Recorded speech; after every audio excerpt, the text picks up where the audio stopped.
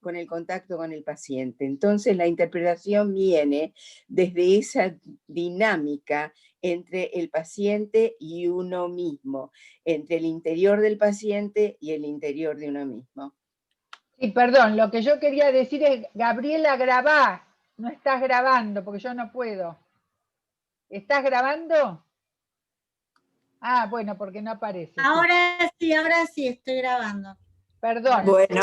Sí, no, Perdón. lo que pasa, a lo que yo aludía, Beba, que Bion decía que era imprescindible, digamos, que todas las teorías, las supervisiones, los análisis nuestros, todo lo que sabemos, es necesario tenerlo adentro. Exacto. Pero en el momento del encuentro con el paciente hay que hacer el esfuerzo del olvido, que es un esfuerzo, como dice Benedetti.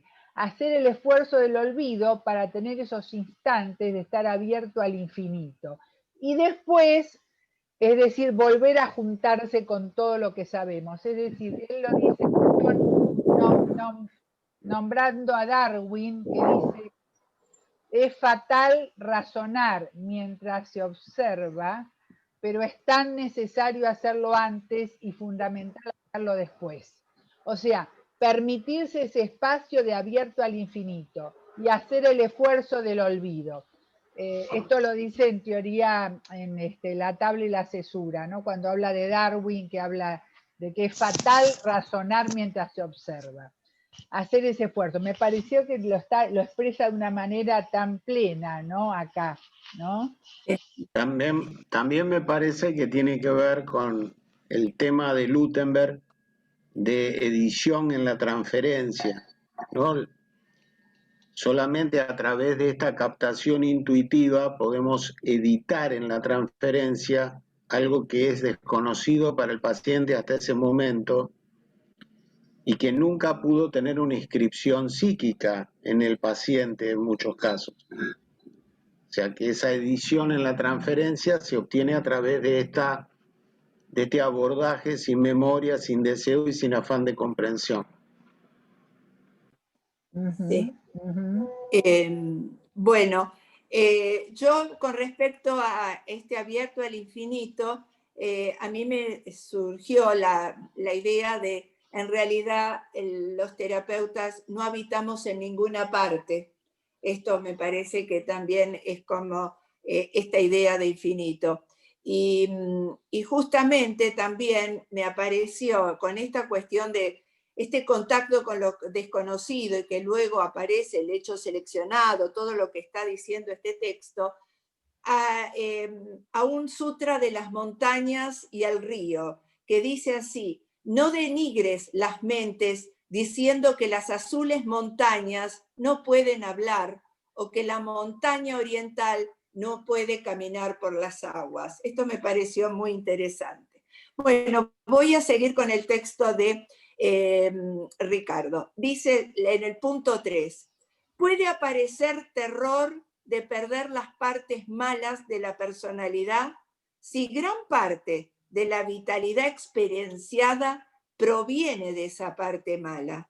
Para Bion hay una oscilación permanente entre la posición esquizoparanoide y la depresiva, reconociendo así aspectos valiosos en la parte esquizoparanoide. Y después el 4, Bion se interesa en particular en los individuos que no toleran el contacto con lo real para crecer de la experiencia. Son personas que no pueden tolerar el impacto de los acontecimientos, ni pueden poner sus discapacidades en palabras. El analista es una amenaza en tanto plantea estrategias de crecimiento y por ello el paciente oblitera esa posibilidad una y otra vez debido a la envidia o a sentirse demasiado dañado como para soportar el impacto del otro. Los ataques al vínculo con el analista pueden consistir en intolerancia a los procesos de selección de contenidos efectuados por el analista. Otra posibilidad es atacar las opiniones vertidas porque revelan algo del propio analista. En tercer lugar, la intolerancia a señalizaciones parciales y el analista se ve compelido a efectuar interpretaciones cada vez más inclusivas que pueden sonar moralistas. Y por último, el 4, impulsión a que el analista actúe. El quinto párrafo tiene relación con el anterior. El analista debe desarrollar la capacidad de trabajar con procesos destructivos que amenazan con colapsar el análisis. Es muy complejo e inusual que la gente se entienda entre sí y el malentendido genera situaciones violentas. Bueno. La verdad que me parece fantástica, ¿no? Esta aproximación que él hace, realmente es algo que, visto desde esta perspectiva, al menos nos aclara muchísimo, como decía Beatriz, ¿no? Es decir, todo eso que nos encontramos con el paciente a un sentido del infinito del paciente y de uno mismo, ¿no? Y cómo lo vemos constantemente en la clínica, que el paciente siente que el analista es una amenaza, ¿no? Es decir, lo siente como una amenaza porque, digamos, justamente lo va a enfrentar con lo tan temido, ¿no? Como ese paciente que nombra Bion, que dice, no soporto la tortura de los recuerdos, no soporto tener pensamientos, tener ideas, porque toda idea y pensamiento es la idea y pensamiento de qué, de una pérdida, ¿no? Siempre es el pensamiento de lo que no está, ¿no? Es decir, es fascinante como él habla de esa intolerancia, ¿no? Es decir, a lo que puede ser el hecho seleccionado del analista, las opiniones que surjan, es decir, cualquier cosa que lo aproxime a la realidad, tanto externa como interna, tan temida, ¿no? Yo a veces esto lo digo a través de estos procesos destructivos, ¿no? Que puede tener el paciente, ¿no?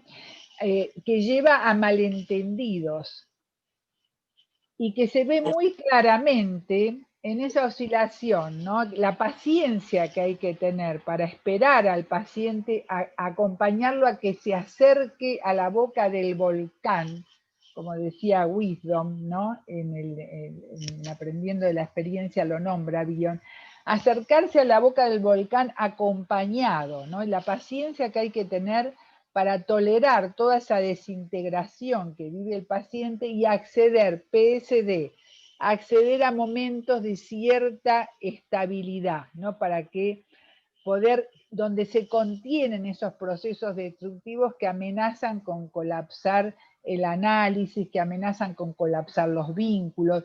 Yo lo llamo en sencillo, digamos, bombas en los puentes, ¿no?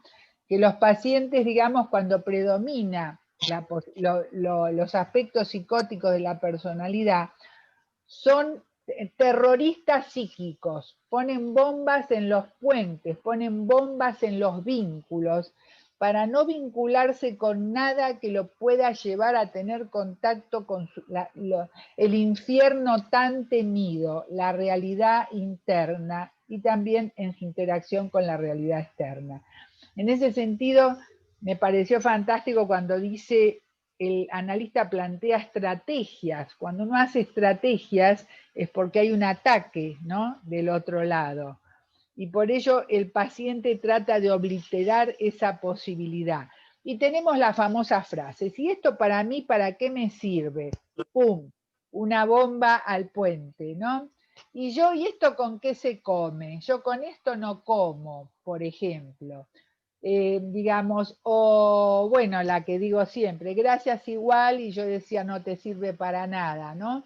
Es decir, asegurarse que lo que el analista le da no sirve para nada. Me pareció muy, digamos, esta puntuación excelente para esos aspectos, ¿no? Los ataques al vínculo permanente, pero que hay en toda relación también, no solamente en el vínculo con el analista, ¿no?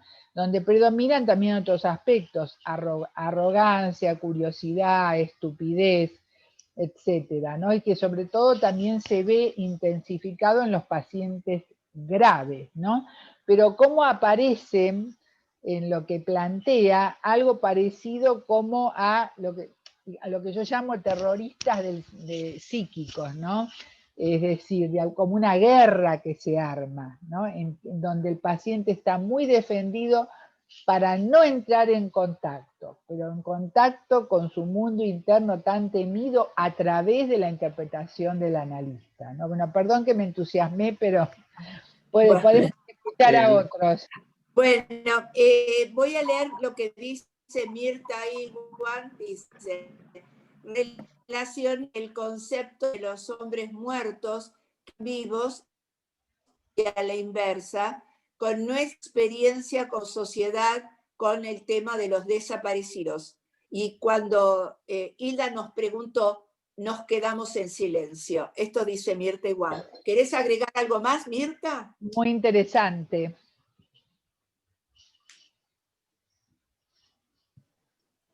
No, yo quería comentar, cuando yo leí el texto, justamente creo que alguien dijo, creo que Beatriz, dijo que ella pensaba todo el tiempo en sus pacientes mientras leía el texto. Y cuando yo leí esa parte del texto, yo me acordé de un pacientito que empezó primer grado y no, todo decía que no lo entendía, que no podía sumar, no podía escribir, y cuando le preguntaban decía que no entendía. Y en la entrevista con la abuela, porque la mamá estaba de viaje, lo trajo la abuela me contó que él era un niño adoptado, pero él no lo sabía, y que ella creía que era hijo de desaparecidos, pero que la hija no se lo quería decir. Y el nene lo que hacía recurrentemente era pedirle a la abuela las fotos de la familia, y decía el nene, que supuestamente no lo sabía: ¿ves que no me parezco a nadie? Mira mis ojos, ¿ves que los ojos de todos son diferentes? Bueno, pensé justamente en ese niño que una vez que lo supo sus orígenes, pudo entender y pudo funcionar bien con el aprendizaje. Qué buenísimo ejemplo, ¿no? Qué buenísimo ejemplo que estás hablando sobre todo de la inteligencia contra sí misma, las inhibiciones en el aprendizaje, ¿no? No querer saber sobre la propia historia y sobre interacciones tempranas que fueron desastres psíquicos, ¿no? Con los cuales no se puede contactar, ¿no?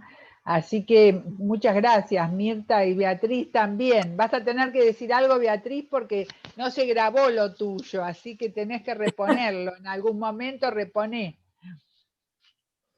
Bueno, me parece muy interesante el paciente que trae Mirta, porque bueno, completando lo que dice Hilda, me hace acordar a esto que en realidad los pacientes adoptados, más allá de que está la situación todavía más terrorífica, que era posiblemente un hijo de un desaparecido, está el tema de un saber no sabido, pero que cuando empezamos a trabajar con los chicos adoptados, aparece ese saber no sabido a través no comprendo y a través a veces de sus dibujos o de su juego. Muy interesante, Mirta, muy interesante. Bueno, gracias. Muy, bueno, sigo con el punto 6. ¿Querés decir algo, Ricardo, de lo que hablamos? Bion tuvo la fantástica intuición del ataque al vínculo y nosotros todavía nos debemos una explicación de por qué el ataque al vínculo ocurre. Yo es un tema que estoy pensándolo bastante y me parece que cuando el paciente genera ese ataque al vínculo es porque de alguna manera tiene una vivencia persecutoria del analista. Pero esa vivencia persecutoria me parece que tiene que ver con que percibe al analista como un peligro, porque el analista rompería una fantasía de alucinación compartida con su objeto sustentador. O sea, si el paciente tolerara el contacto con lo real que el analista le propone, tendría que salir de un mundo alucinatorio que comparte con un objeto enloquecedor que lo hace vivir en un mundo alucinatorio. Entonces no puede salir de ese lugar porque se queda sin sustentador del psiquismo. No sé si se entendió la idea, pero... Sí, esta es una hipótesis tuya. Es una Mía, hipótesis sí. tuya que vos proponés Es al una grupo. hipótesis mía, porque yo creo que lo del ataque al vínculo, Bion lo describe, pero nos falta encontrar, digamos, como la explicación,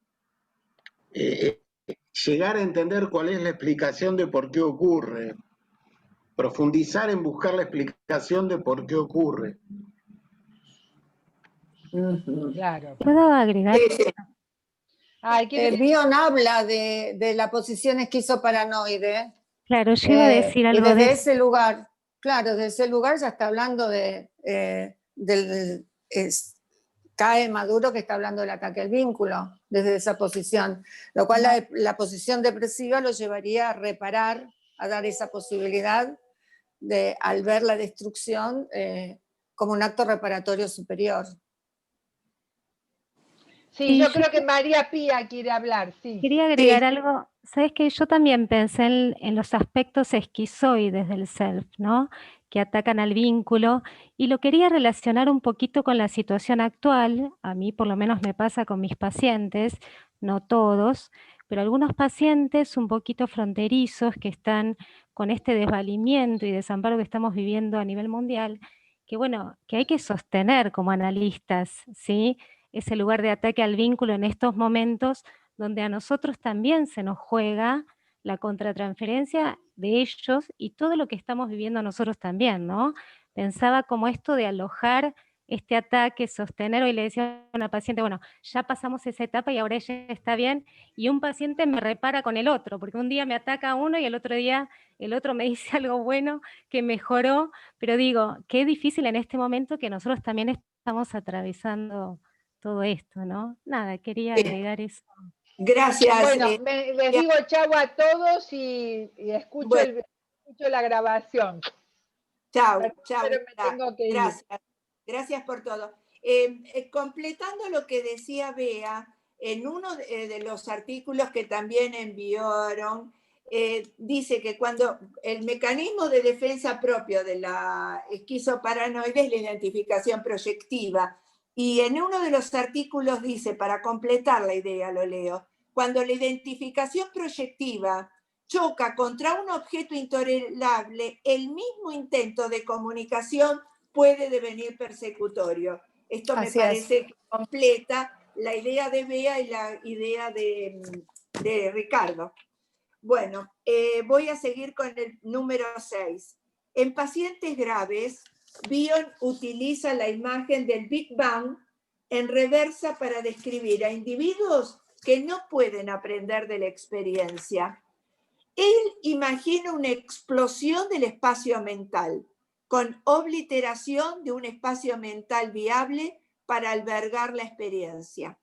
Si el analista se atreve a ingresar al campo de fuerza del paciente, corre el riesgo de que sus propios procesos mentales sufran una explosión.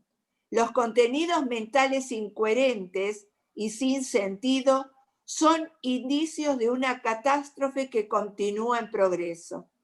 El paciente queda reducido a expresiones elementales. Yo grito, yo lloro, pero al mismo tiempo se torna menos accesible como atrapada o atrapado en un pánico furioso.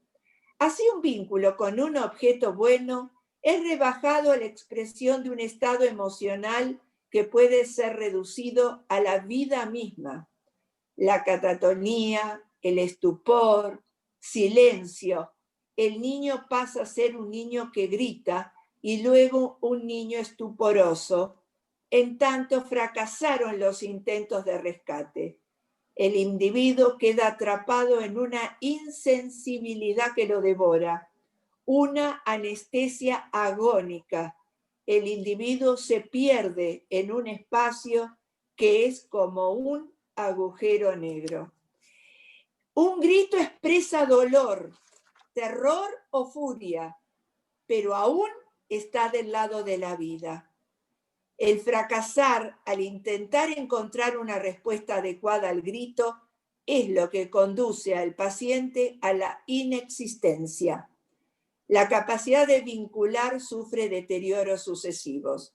La fuerza destructiva es de tal magnitud que destruye todo el lugar donde se puede intentar hacer contacto consigo mismo y con el otro. El desafío para el analista es cómo vincularse con un paciente que ha dinamitado el espacio necesario para que el vínculo sea posible. Bueno, ¿qué les sugiere todo esto? Yo voy a leer mientras piensan. Alicia Montserrat dice que al hilo del material... porque hay muchos puntos, no vamos a seguir, no vamos a continuar. No vamos a terminar, Marga, no podemos, es muy largo. Pero por eso, seguí un poco más. A ver, Ricardo, ¿vos querés que siga o querés interrumpir? ¿Cómo querés hacer? Hola. Para mí es exactamente igual, pero decidilo vos, Ricardo. ¿Me escuchan? No. Da lo mismo, no sé qué prefieren, si prefieren que leamos mayor cantidad de contenido o si que discutamos cada parte más. Hola. A mí me da lo mismo. Quiere hablar, chicos, por Pineta. Yo levanté la mano, pero no sé si registraron. Sí, no, está bien.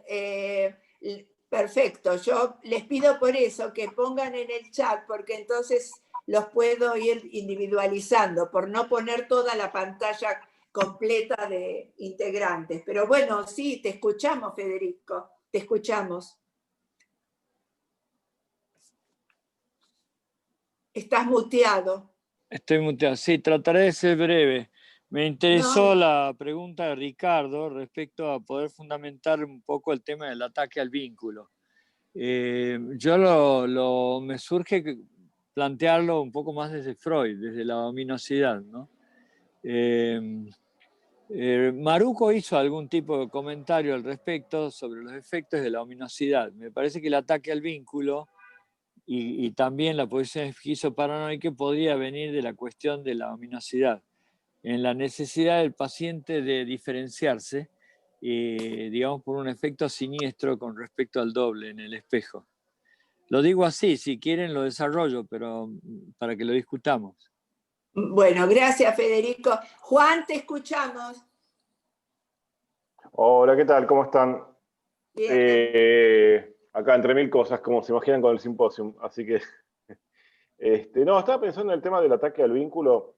En realidad, lo estaba pensando en términos, bueno, con esto de la pandemia había muchos adolescentes justo en el momento en que tienen que separarse también, ¿no? de los padres, ¿no? Y veo por ahí padres que quieren engolfarlos y le ponen todos los instrumentos tecnológicos, toda la comida, todo, y los chicos se quieren ir igualmente, ¿no? Pero estaba pensando en el tema del ataque al vínculo, en realidad, como al nacimiento de un vínculo tercero, ¿no? Donde hay terror a establecer un pasaje de un vínculo funcional simbiótico a un vínculo con un tercero, una tercera, ¿no? Con una terceridad. Eso me parece que provoca muchísimo terror, ¿no? Más en estos tiempos, ¿no? Eso nada más. Gracias, Juan. ¿Alguien quiere más participar? ¿Querés hablar, Ricardo? Continúo la lectura. A mí me impactó. Algo.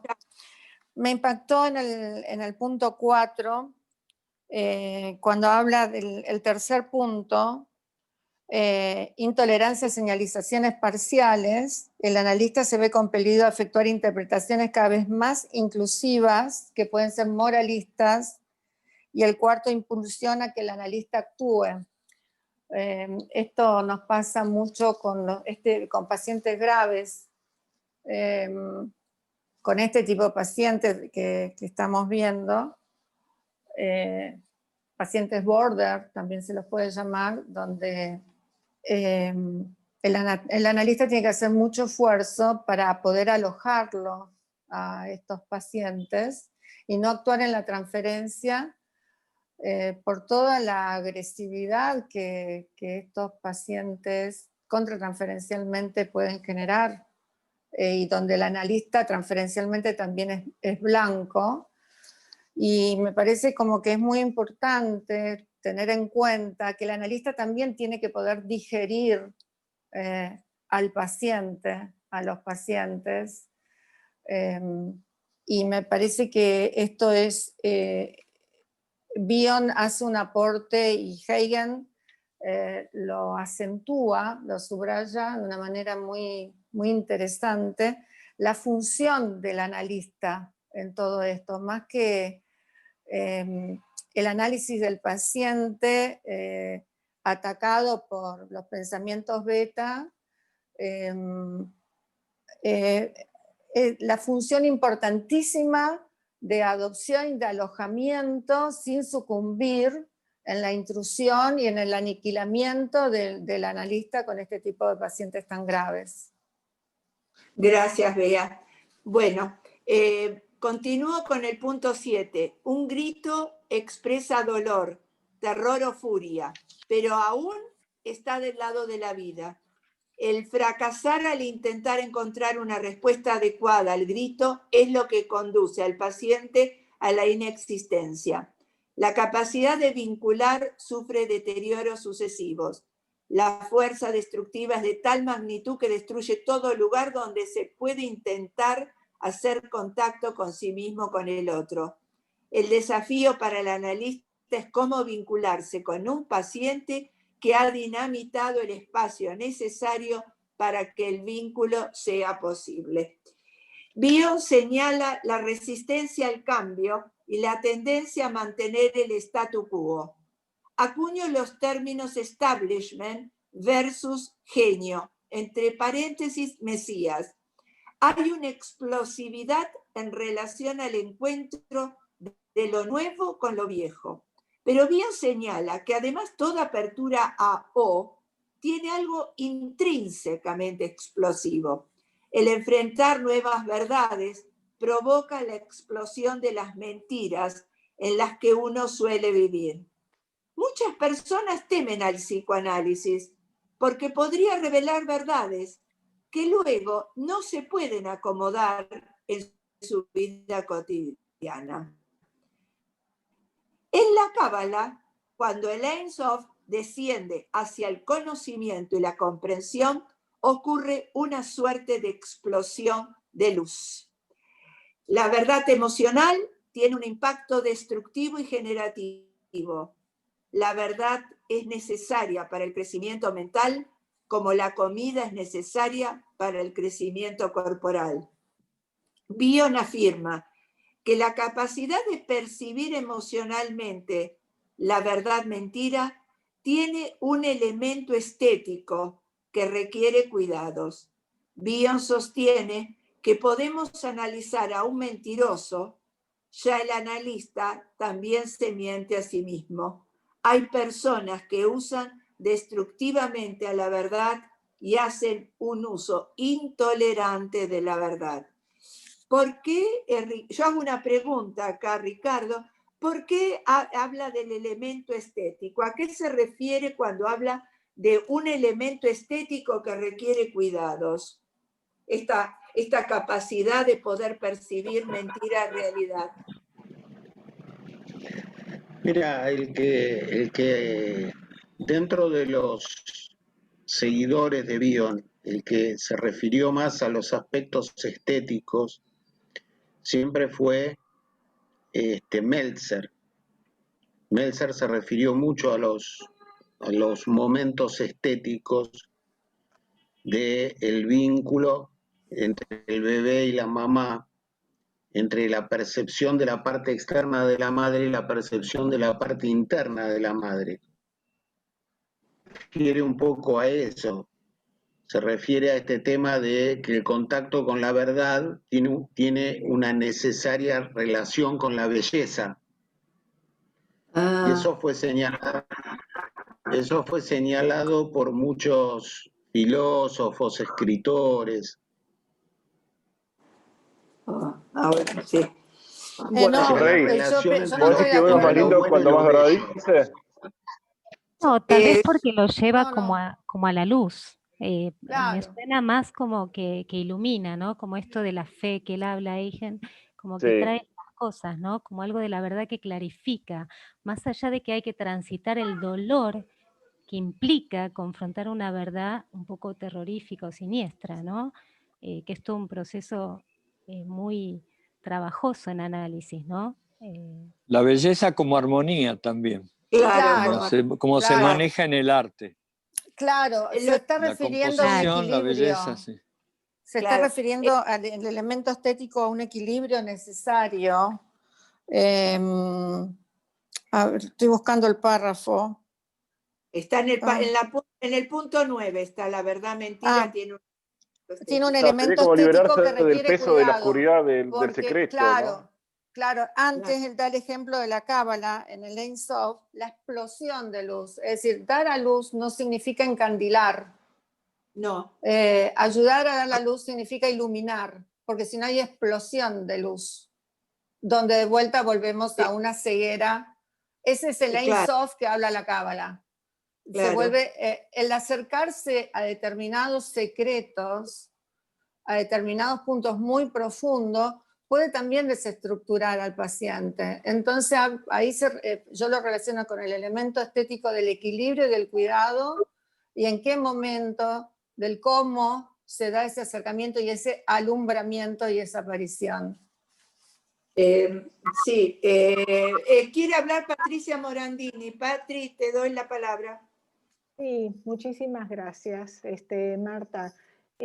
A ver, yo iba a traer el tema, ¿no?, sobre el Ein Sof, la verdad para el paciente y la mentira, ¿no?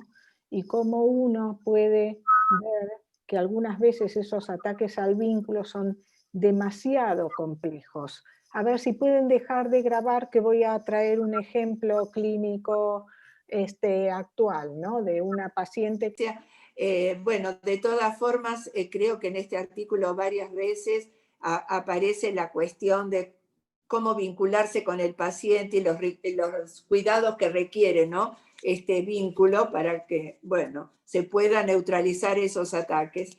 Bueno, ahora voy a seguir con las preguntas esenciales según Eigen.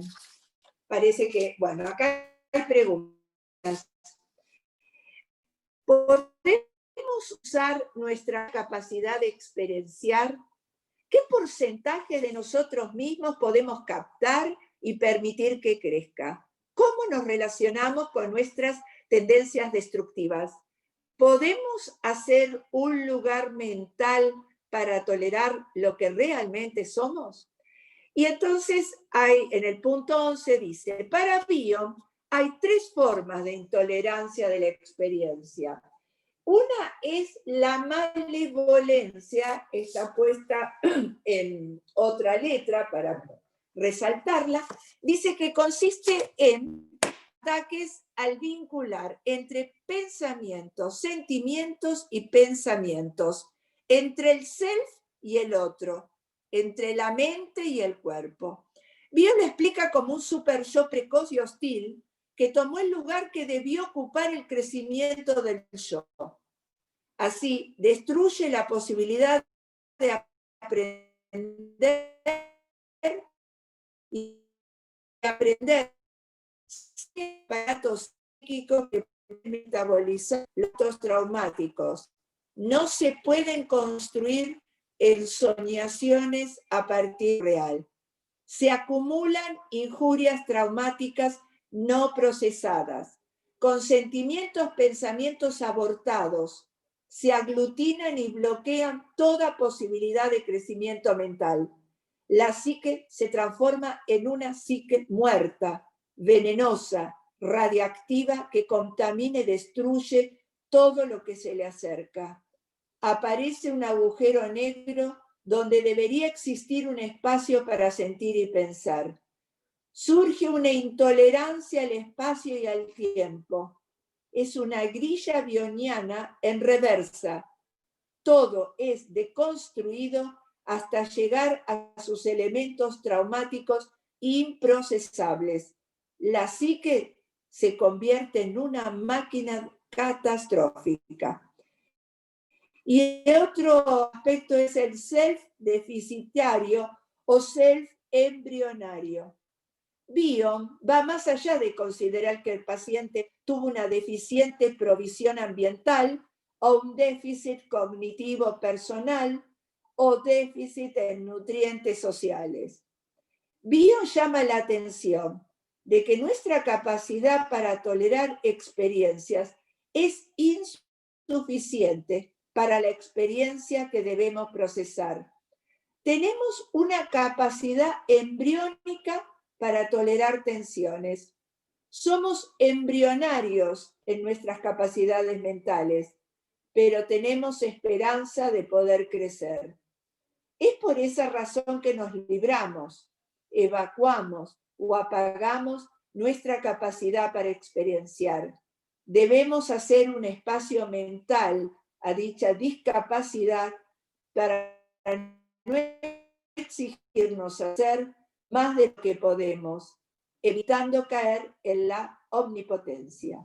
Pero, ¿qué podemos hacer con el dolor emocional? Nuestra capacidad de trabajar con el dolor emocional es embrionaria. Algunos individuos lo transmutan en arte. Somos capaces de experienciar los sentimientos, aprender y crecer de la experiencia, o, otra opción, preferimos atacar y destruir la vida emocional para evitar el dolor mental. Él lo pone con signo de pregunta. Necesitamos desarrollar un sistema digestivo emocional para poder esperar lo suficiente para que una experiencia emocional pueda ser absorbida sin tener que ser actuada. Para evitar el dolor psíquico, uno puede intentar destruir las capacidades mentales para pensarlo en vez de enfrentar y modular lo destructivo. Bueno, en el pensamiento de Bion es central la tolerancia a la cosa. La paciencia con la no cosa es una condición para el pensamiento. Permanecer sentado en la oscuridad emocional y encontrar paciencia, fe y esperanza y amor, aún en la frustración, estimula el crecimiento de la creatividad y la intuición. Bueno, hasta acá me parece que las ideas se relacionan. Bueno, ¿algún comentario, Ricardo?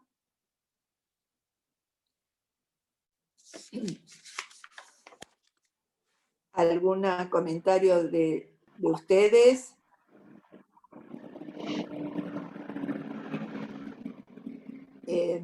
A mí me gustaría, Ricardo, no sé vos cómo lo ves, me gustaría esto de por qué usa ese término que me pareció extraño para mí, puede ser que para otros no, la malevolencia. Me parece que usa lo de malevolencia.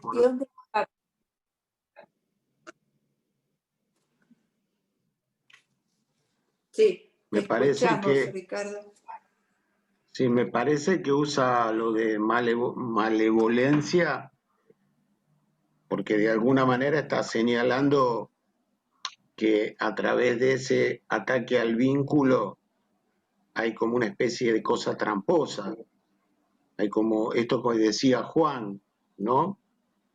De tratar de eliminar toda posibilidad de espacio de tercerización porque si no el paciente tendría que salir de ese vínculo simbiótico con ese objeto enloquecedor y tendría que dejar de vivir en esa alucinación compartida con ese objeto enloquecedor. Entonces me parece que por eso habla de malevolencia. O sea, como que hay un gato encerrado ahí. Como que hay... Está bien, como un gato encerrado. Perfecto. ¿Y con el self embrionario? Bueno, Bion habla en la obra de él acerca de que ciertas cosas que nos pasan se debe a que en realidad nuestra mente todavía está en evolución y que en esa evolución tenemos una capacidad todavía deficitaria como para poder tolerar todas las experiencias emocionales. Como que siempre hay experiencias emocionales que nos pueden desbordar. De alguna manera uno podría pensar que el sistema nervioso ha evolucionado a lo largo de millones de años y probablemente tenemos un sistema nervioso muy primitivo, que podría ser el sistema nervioso reptiliano, que a lo mejor tiene que ver con los elementos beta y que es un sistema nervioso que simplemente funciona como intuición-acción, o sea, intuyo algo y actúo automáticamente, y luego un cerebro que ha evolucionado y ha sido capaz de frenar la acción, poder razonar antes de actuar, poder introducir cierta reflexión antes de la acción inmediata, pero aún así, aún este cerebro que disponemos nosotros no puede dar cuenta de todas las experiencias emocionales por las que atravesamos, porque hay experiencias emocionales que no pueden ser pensadas, o que tenemos dificultad todavía para poder pensar. Ahora, ¿no parece como un cierto... ¿Sí? ¿Quién quiere participar? Sí, quería decir algo respecto a este punto que están hablando de la malevolencia. Cuando habla, dice, Bion lo explica como un super yo precoz y hostil que tomó el lugar que debió ocupar el crecimiento del yo, así destruye la posibilidad de pensar y de aprender de la experiencia.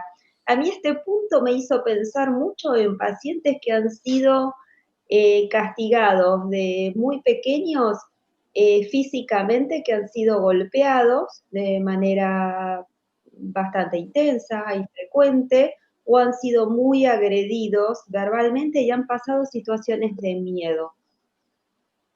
Y me parece muy interesante esto del super yo precoz y hostil que toma el lugar que debió ocupar el crecimiento del yo. Me sirve mucho para entender estos pacientes este punto. No sé si Ricardo piensa que hay... Pero él está hablando hay una influencia kleiniana muy importante ahí, del super yo precoz, previo a Edipo incluso. Claro, yo lo estaba pensando en esos términos, ¿no? Como el super, de la madre que prohíbe. No, yo me imagino como que estos chicos en estas experiencias tan desgarradoras de pequeños, es como que en su constitución subjetiva sucede esto, ¿no? Que el super yo se desarrolla a otra velocidad o de otra manera y aplasta al yo, pero no en el sentido kleiniano, no, en el sentido de construcción subjetiva a nivel freudiano, no lo puede pensaba haber desde... las dos cosas. Sí, también, ¿no? Puede claro. haber las dos cosas, ¿no? Las Una dos cosa que tiene que ver con lo kleiniano del super yo precoz y otra cosa es que los niños maltratados aparte tienen una modificación, hablando de lo reptilíneo, ¿no? Y de toda la conformación morfológica del cerebro, tienen unas, digamos, unas diferencias cerebrales bastante, se hace un daño al cerebro, ¿no? Que es otra cosa. Hay varias capas, varios niveles de análisis, ¿no? En un niño maltratado, ¿no? En los primeros años, que no es lo mismo, ¿no? A los 14 que a los 2 años, evidentemente, ¿no? Hay una modificación morfológica en el cerebro a nivel biológico, que es otra cosa, ¿no? O sea, tiene otra connotación eso, ¿no? Lo que tú dices, Mariel. Pero bueno, Sí. se puede pensar a nivel de diferentes niveles es el discurso. Sí, también Sí, pensa... respecto a esto, Les pido Patricia, que no vos- se superpongan, no se superpongan al hablar. Sí. que leí ¿Quién algo tiene muy la interesante, Patricia, que vos publicaste con respecto a esto de cómo se modifica el cerebro en estos niños, muy interesante. Pero yo lo decía más desde lo psicológico, en el sentido de cuando un niño es pegado, él cree que se lo merece, ¿no es cierto? O sea, que corresponde que le peguen porque él se portó mal. Entonces esto como apoyando esto del super yo y del deber y de lo malo y de lo bueno y como prevaleciendo esta noción sobre la posibilidad de pensar y experienciar y desarrollar el yo. Mariel, esto es así, pero creo que el punto de vista de Bion, cuando está hablando acá, lo está hablando desde un lugar, desde el punto de vista más metapsicológico. ¿Sí? Y no se puede negar la influencia kleiniana, la raíz kleiniana que tiene el pensamiento Bion, lo cual son las dos, lo que vos decís es cierto también, pero me parece que acá cuando habla Super Yo voraz está hablando a un periodo, a un estadio de desarrollo en el psiquismo que debería ser tramitado de una determinada manera y no puede hacerlo, como de la exposición esquizoparanoide. Paranoide, claro. Yo creo que... Sí, María Pía. No, quería María- agregar... Sí, perdón. No, habla María Pía, habla. Sí. Yo lo relacioné porque habla del impacto traumático y de la psique muerta. Vieron que yo hablo del desamparo y hablo del desamparo del niño pequeño que todavía no ha desarrollado la capacidad de pensar y de experienciar, como dice Bea, y el impacto traumático de situaciones traumáticas como puede ser un abuso sexual, donde la psique se cinde y queda en psique muerta, ¿no? Entonces yo pensaba que en ambos casos, ahí el analista debería ser un yo auxiliador, ¿no? Porque yo tengo mi hipótesis de, ¿podrá el paciente salir solo de ese estado? Yo creo que no, ¿no? Como que ahí el analista viene a auxiliar y hacer esto de transformar los elementos beta en alfa y alojar, ¿no? Pensaba en esos dos puntos, en esto de lo escindido. Sí, Ricardo, quería ¿vos comentar querías- algo.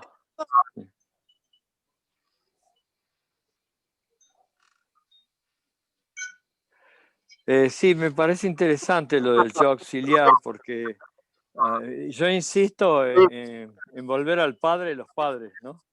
En el tema de lo más predípico, de lo más primitivo y toda la referencia que hizo Ricardo con respecto a lo intestinal. Lo reptiliano sería lo intestinal, nada más parecido que a lo reptiliano, que el sistema nervioso neurovegetativo, y incluso los avances que hubieron en la neurociencia ahora con el tema de la serotonina y el intestino, bla, bla, bla. Pero para volver a lo metapsicológico me parece que es clave para entender lo que estamos hablando. Y que sí, que podríamos pensar cuál podría ser la posición del analista ante un paciente que está fusionado, que no puede ni siquiera generar las primeras imágenes, ¿no? Entonces ahí me parece que hay que hacer un juego de espejos o buscar que el paciente entre en el fenómeno ominoso del espejo y empiece en el juego de buscar la diferencia para romper la fusión o o entrar en la posición esquizoparanoico si me pongo kleiniano, ¿no? No sé si fui claro. Sí. Gracias, yo- Fede. ¿Quién está sí, hablando? Yo, Patricia. Sí, Patricia. Yo a lo que dice Fede, ¿no? Agrego, ¿no? que para entrar a una fusión, ¿no? Como tú bien dices, o justamente a la posición, ¿no? A la posición primera kleiniana de esquizoparanoide, con un tema precedente así como estuvimos tocando, ¿no? Que hay, bueno, a ver, María Pía dijo sobre el abuso sexual, ¿no? Mariel sobre un maltrato, digamos, en los primeros años de vida. Generalmente estos pacientes, lo que yo veo, porque el escrito que tú hablas, Mariel, es sobre las ideas suicidas infantiles, que yo lo escribí para unas jornadas. Es un tema que tiene que ver que el paciente se siente muerto. Esto. O sea que para entrar a una posición de fusión hay que hacer un movimiento. Un paciente que se siente muerto es un paciente muy difícil, muy difícil. O sea, hay que, Dios mío, ¿no? Son años y años, porque es un derrumbe, ¿no? Un psiquismo que no se ha casi constituido. Es como un desecho. Para esto estaban los temas de marasmo, ¿no? Y hospitalismo de Spitz. Claro, a mí me sirvió también pensar, para sustituir la palabra muerto, porque lo muerto presupone una vida, el paciente no nacido, psíquicamente hablando, exacto, o por lo menos exacto. que tiene aspectos Claro. o digamos, cosas no nacidas, como se hace en Claro. psicosomática, Joyce McDougall, digamos, el queso Claro. agujereado, ¿no? Sí, Claro. como una muerte psíquica, ¿no? Exacto. Esto, una muerte psíquica, para que alguien se fusione, tiene que haber algo más. Con una muerte psíquica no se fusiona nadie, ¿no? Está. Ricardo, te escuchamos. Tomando un poco cosas que decía Federico y que decía Patricia, me parece que esos pacientes que prácticamente no han tenido la posibilidad del nacimiento mental, ¿no? que tienen núcleos autistas muy significativos, yo estoy trabajando con una idea que llamé el objeto retráctil. El objeto retráctil es que cuando esos niños se acercan a sus madres como objeto primario, se encuentran con una madre que cuanto más se acercan, más se aleja. Y cuanto más el chico se acerca, más la madre se aleja, en forma directamente proporcional. Probablemente porque, por lo menos en algunos casos, porque está el chico implicado en alguna estructura edípica de la madre. Y como consecuencia de eso, el chico tiene que introyectar un objeto sustentador del psiquismo, porque todo chico tiene que tener un sustentador del psiquismo. Pero entonces el objeto que introyecta es un objeto que hace lo mismo que la madre, es una identificación con el agresor. Entonces, cada vez que nosotros intentamos acercarnos, más se aleja. Y eso es lo que lo recluye en su autismo, o lo recluye en una especie de depresión autística. Depresión autística donde prima el desaliento. El desaliento porque, ¿para qué me voy a acercar si siempre se van a alejar? Y transferencialmente me parece que es esto donde al identificarse él con el agresor, nosotros quedamos colocados en el lugar del niño. Entonces cada vez que nos queremos acercar, el niño se aleja.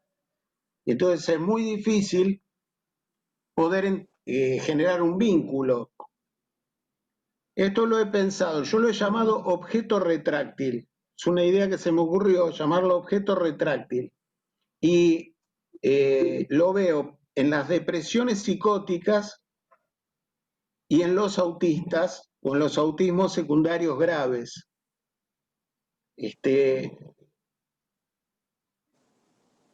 Gracias. Bueno, les digo que, bueno, no hay muchos comentarios, pero sí han participado, y me parece que para cerrar esta idea de este super yo asesino que estábamos leyendo, el punto 24 lo encontré como bastante esclarecedor, pero además con una frase final muy poética. Dice, para Bion hay un super yo asesino o un sustentador hostil, aniquilante y enloquecedor, cuya actividad se incrementa a medida que aumenta nuestra vitalidad. Se teme una aniquilación y un abandono. Si nos atrevemos a estar vivos, el sustentador enloquecedor juega un rol especial al ser un objeto que impide soñar. El sustentador enloquecedor es una especie de objeto beta que daña, deforma y frisa a la función alfa. Esto me hace pensar en la cuestión que hablábamos de esta muerte psíquica. Tiene la capacidad de destruir el registro de las representaciones. Así se genera en los pacientes psicóticos la paradoja de que intentan procesar lo que no pueden procesar con un procesador que ha sido dañado. Pero para Bion, nosotros debemos poder soñar al asesino que nos detiene y que daña nuestro trabajo del sueño alfa. Bueno, siempre tiene un aspecto esperanzador, Bion.